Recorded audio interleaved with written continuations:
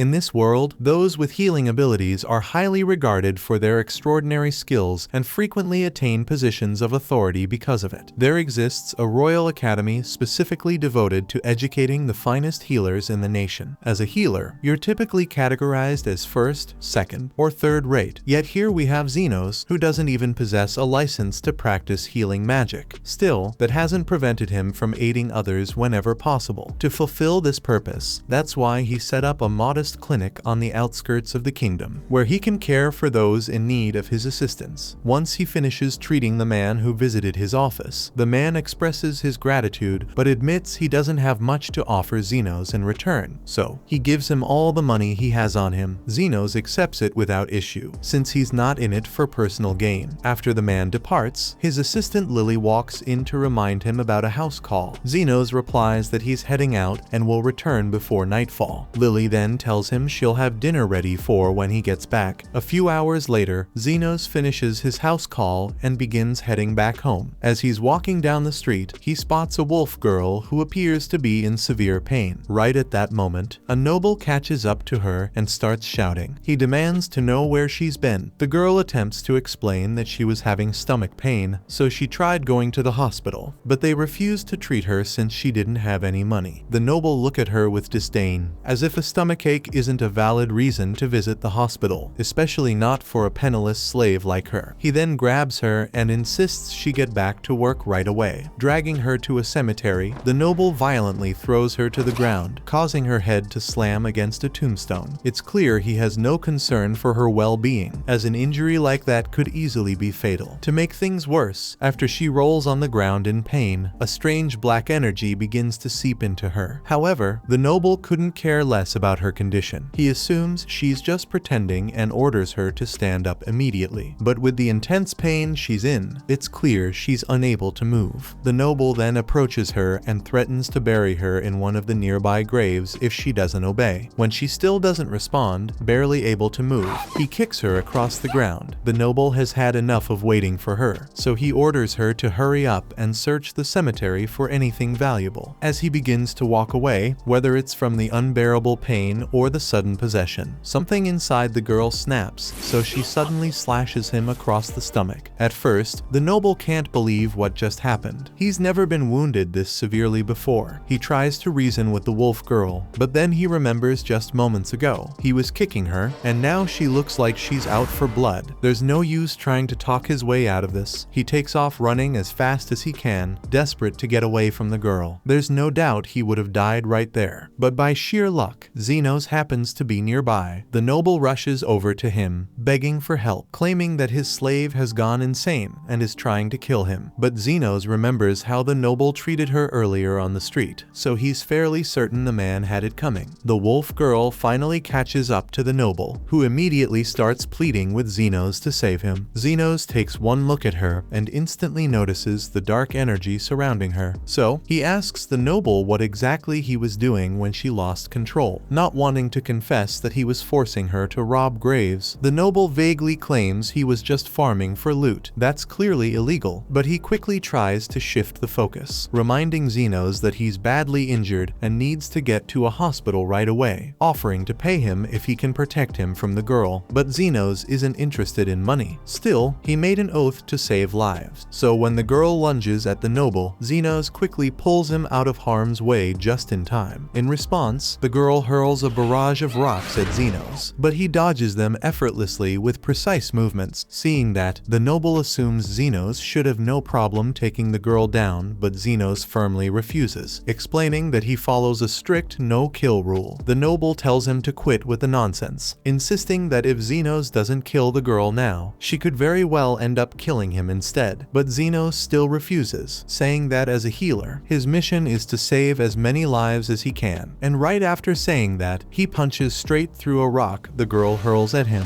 something that, as far as the noble knows, healers definitely aren't supposed to be able to do. Xenos notices that the girl is remarkably fast, far quicker than any demi-human has a right to be. Because of this, he senses something isn't right. He has no intention of seriously harming her, though, so when she attempts to slash at him, he raises a shield, and the moment she strikes it, the impact sends her flying backward into a nearby building. As it happens, this also makes part of the structure collapse right beside the noble. Now, Xenos is plenty fast himself. He absolutely could have saved the noble if he wanted to, but he just decided not to. Now that things have settled down, Xenos approaches the girl's body. Her leg is broken from the impact, making it hard for her to crawl away. So Xenos allows her to bit on his arm just to keep her from moving around. He has figured out that she is possessed, so he puts his hand on her head and begins healing her, forcing the spirit out in the process. He manages to pull it off, but he's still a bit curious about what she might have done to get possessed by a spirit in the first place. Regardless, he knows the ghosts still need to be dealt with, so he uses his powers to exorcise the spirit. After that, he turns his attention back to the girl. Now that she's returned to normal, heals her broken leg so she's able to walk again. The noble watches this as he drags himself out from under the rubble, completely stunned that Xenos has the power to instantly heal a broken leg. Still in rough shape himself, he starts begging Xenos to help him too, but Xenos calmly replies that he's actually just clocked out for the day, so the noble will have to wait until tomorrow if he wants to be healed. The noble realizes he's only got a few hours before he bleeds out, so he desperately pleads with Xenos to heal him right away. Xenos finally agrees, but warns that it's going to cost him extra. The noble, not caring about the price, hands over all the money he's got. It's well above the going rate for healing services, so he assumes it should more than satisfy Xenos, but to his shock, Xenos tells him it's nowhere near enough. Normally, Xenos doesn't pay much attention to money, but given how sleazy the noble was acting earlier, he's suddenly feeling very profit-oriented. The noble snarls a threat to report Xenos for extortion. Not that it would matter, since Xenos operates without a license anyway. He's an unregistered healer. Technically, he's an illegal healer, but the noble's hardly in a position to judge, given his own shady dealings with grave robbing. Still, Xenos is a reasonable guy, so he offers the noble a deal. Besides the gold, he'll accept another form of payment, and what he wants is the noble's slave. The noble, who never really cared about the girl to begin with, agrees to Xenos' terms. As soon as Xenos heals him, he angrily hands over the girl's slave contract and storms off in frustration. Xenos then takes a seat on the ground beside the girl and waits patiently for her to wake up. When she finally opens her eyes, she's startled to see a man sitting next to her and asks who he is. Xenos calmly tells her his name and explains that he just bought her, so from now on, she belongs to him. With that out of the way, he tells Till to take off her clothes immediately. Till gets flustered and asks him if he's serious, but Xenos isn't joking. He says he paid a lot for Till, so he needs to make sure his property is in good condition. She eventually does as he says, since she can't disobey her master. And once Xenos gets a good look at her body, he can immediately tell what's wrong. He noticed that she was in pain earlier, and that's because she has a gallstone blocking her bile duct. It's a simple enough fix for him, so he reaches toward her stomach and uses magic to carry out the operation. In a flash, the gallstone is removed, and Till immediately feels the pain vanish. Curious, she asks Xenos what he just did. He explains that he simply opened up her stomach, took out the gallstone, and closed her back up, all in the span of a second. Just a routine procedure. According to him, Xenos doesn't see it as anything extraordinary, but Till knows full well that no other healer could pull that off. She thanks Xenos for healing her, but he tells her a thank you isn't enough. He invested a lot into her, so he's going to need Till to work to pay him back. At first, Till thinks Xenos is going to ask her to service him with her body, but Xenos just wants her to give him directions to a particular plant he has been looking for. Till thinks that's a strange request, but she leads him to a bush with the leaves that he is looking for. She asks him if this is truly all he desires from her, as she's ready to do much more for him, but Xenos responds that this is sufficient. Xenos believes in demanding a fair price for the work he provides to others, and her assistance in locating these leaves was all he required from her. Therefore, any debts between them are now cleared. He then rips up Till's slave contract and tells her that she is now free to do whatever she wishes with her life. Till doesn't really know what to do with herself now that she's not a slave anymore, but she's free to try all sorts of new things now, and it's all thanks to Xenos. She asks if she can come see him again, and Xenos says that if she's ever hurt, he will be glad to heal her, but not for free, of course. Meanwhile, back at home, while Xenos was away working, Lily started getting dinner ready. The delicious aroma of the food was so enticing that Carmilla came downstairs to check what was being made. Lily notices her, and Carmilla mentions she's looking forward to trying Lily's cooking, but since the meal won't be ready for some time, she'll have to wait in her room. At that moment, Zofia arrives searching for Xenos, but Lily informs her he's away on a house call and won't be back just yet. Zofia had specifically come early today, hoping to have Xenos to herself. Finding him absent, she resolves to wait patiently for his return. However, it seems Zofia wasn't the only one eager to see Xenos today. Mere moments later, Linga appears as well, also seeking him out. Lily informs her that Xenos isn't here, so Linga says she'll wait, but she's surprised to see that Zofia is already here. She was hoping to lick Xenos all over while he inspected her body, but now that plan is ruined. A few moments later, an orc girl named Lo bursts through the door, so Lily goes to meet her and says she can join them inside, but only after she fixes the front door she broke. Lo also has a soft spot for Xenos, but she really came because the aroma of Lily's cooking reached her from blocks away, and she just had to get a taste. Before long, Lily finishes preparing the meal and steps away to wrap up some chores, leaving the others alone in the kitchen. The instant Lily is out of sight, the demi-human girls completely give in to temptation, unable to resist the mouth-watering scent any longer, so they all decide to give it a little taste test. But they're wise enough to know better than to finish off the whole pot, or so they thought, because that pot's looking pretty empty now. The three of them are beginning to realize just how badly they've messed up, knowing full well that Lily is definitely going to be furious when she returns. Just a short while later, Lily comes back and, upon seeing what's happened, she gives the girls a smile and demands that they explain themselves. Later that evening, Xenos finally makes it back home, and Lily says she's sorry because dinner isn't ready as she had promised. There was a small issue with the food, but she already figured out a solution. She sent the girls out to collect ingredients so she could prepare a different meal, and when they returned, they brought back far more ingredients than she anticipated. Thanks to that, Lily will be able to cook up a feast tonight. But before she leaves, she's aware Xenos had a long day, so she says she'll prepare a cup of black tea for him so he can rest for now. Xenos used to belong to a top-tier adventurer party, but everything changed one day when the leader, Astan, tossed a gold coin at him